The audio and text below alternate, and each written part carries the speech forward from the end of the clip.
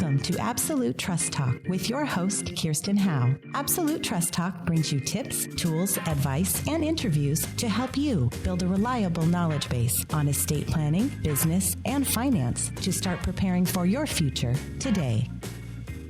Hello and welcome to Absolute Trust Talk. This is our podcast here at Absolute Trust Counsel, and I'm Kirsten Howe.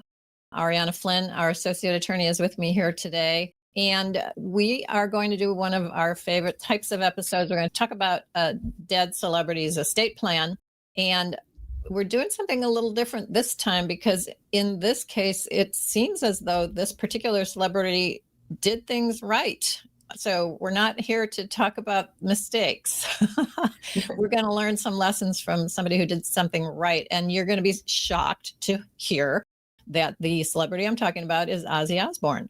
As you all know, I'm sure Ozzy died just recently. He was the founder and lead singer of the heavy metal band Black Sabbath. They kind of pioneered that genre. That was not my genre. Ariana, how about you? Not particularly. No, did hear a couple popular songs, but not too much. Yeah. But anyway, he was famous for a few things, a lot of things.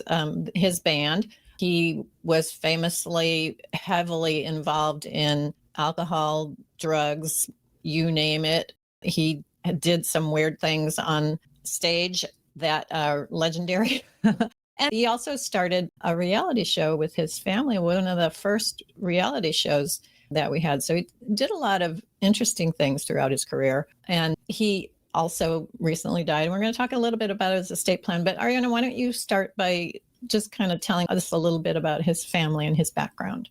Yeah, absolutely. So he leaves behind his wife, and I'm assuming these were all a part of the reality show.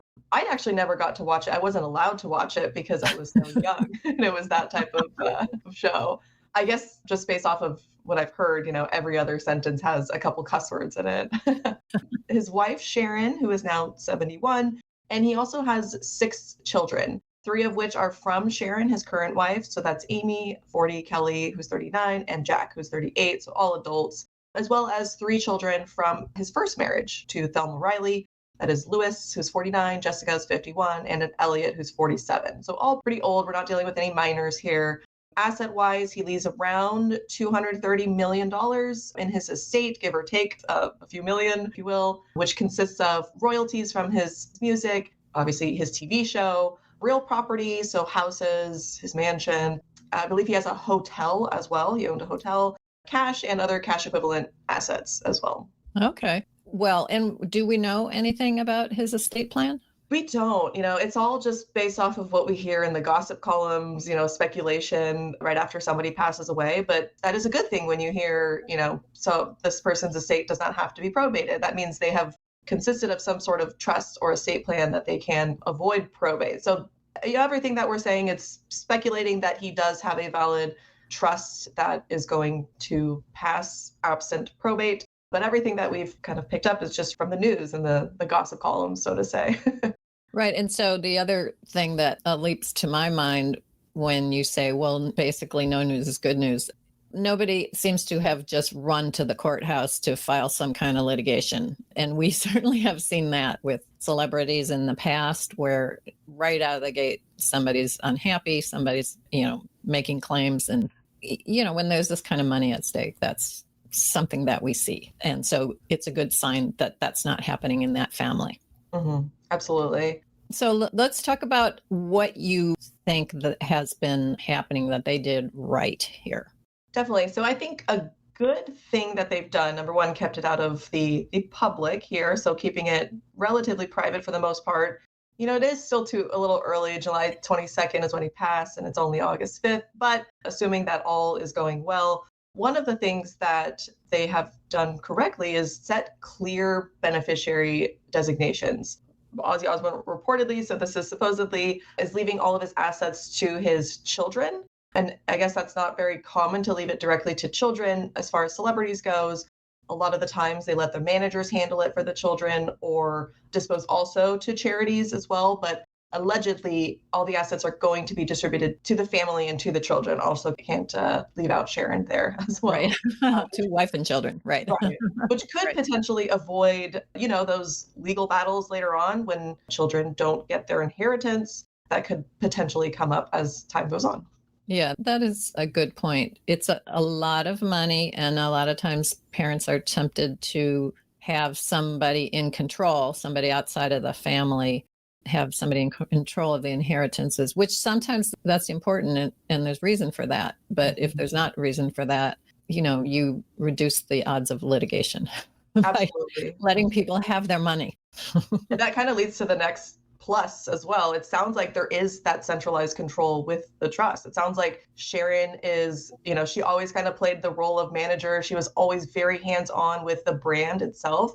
And it sounds like that's going to be an ongoing thing. It's going to be held within the family, kept within the family, protected as far as decision making goes. It sounds like Sharon is going to be that person. So that's another plus, is having that person who their children probably trust and who's been managing the assets so far to be the one in control as well. Yeah, and some of the assets in this particular case are the kind of asset that need to be managed, that can be exploited or mismanaged. I'm talking about, name, image, likeness, those kinds of assets that tend to be important to the family, and managing them correctly can really enhance the value of the family's wealth. Definitely. I would say normal, lay people, day-to-day people don't really worry about it. It's an additional asset, but yeah, your name, your image, your likeness, your brand itself, it's a big asset for some individuals, especially if they are famous to the public. And that could be exploited very, very easily if somebody who's in charge is not the right person.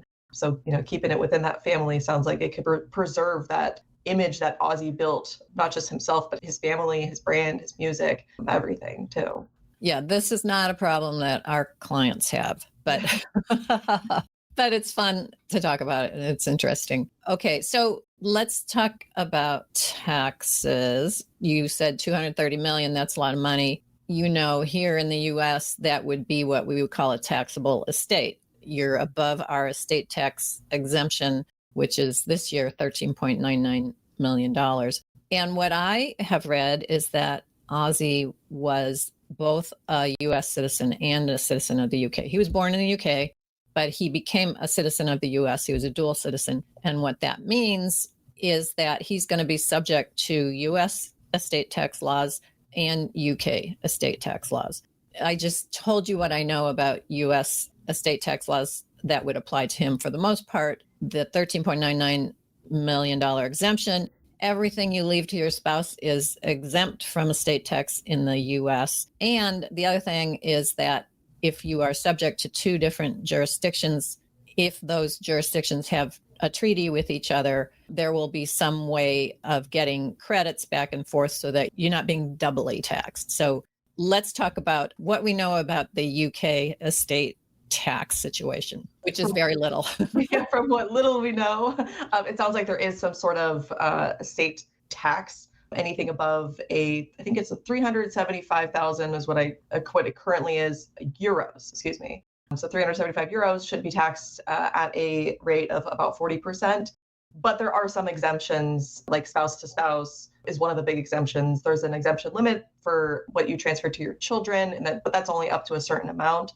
But there is some sort of mechanism for taxing these estates above that relatively small amount, not gigantic like the US, but it's a smaller amount. Yeah, 375,000 euro. A euro today, I looked it up, is $1.16. So that is not a lot of money. All of our clients, for the most part, would be subject to that estate tax of $375,000 plus dollars. But my guess is they've done some planning, and and leaving everything to your spouse really helps a lot to at least defer that tax.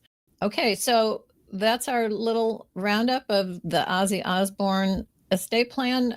Congratulations, Ozzy, wherever you are. Apparently you did a good job at least keeping your family out of court so far.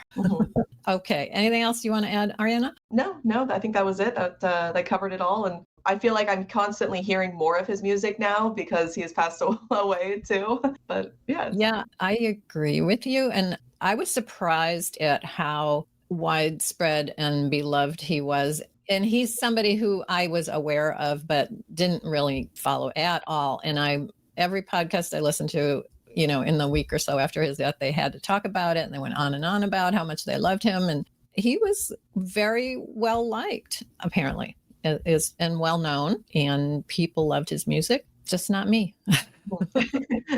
And that's okay. Anyway, thank you all for joining us. I hope you learned something positive this time, positive things that you can do in your estate planning. And thank you for joining us, and we look forward to connecting with you next time. Thank you for joining us today for another episode of Absolute Trust Talk Live. If you enjoyed listening in, then don't forget to subscribe. You can find us on Apple Podcasts or wherever you may listen by searching Absolute Trust Talk. While you're there, we would also love for you to leave us a review. And then why not share your favorite episodes with family, friends, or colleagues too? You can find all of our shows and corresponding show notes by visiting absolutetrustcouncil.com. You'll also find a variety of other free resources, including our ebooks, videos, blogs, presentations, and more. If you need help with your estate planning or administration, we also offer a free discovery call to help get the process started. You can find more information on booking your session by visiting absolutetrustcouncil.com/scheduling. If you join us for the broadcast, you can submit questions during the show. But if not, don't worry. You can always get in touch with us by sending a quick message to info@absolutetrustcouncil.com. Thanks again for listening. We'll see you soon. This podcast is not meant to take the place of legal advice from an attorney and does not create an attorney-client relationship. If you do have a legal question or issue, please consult with an attorney.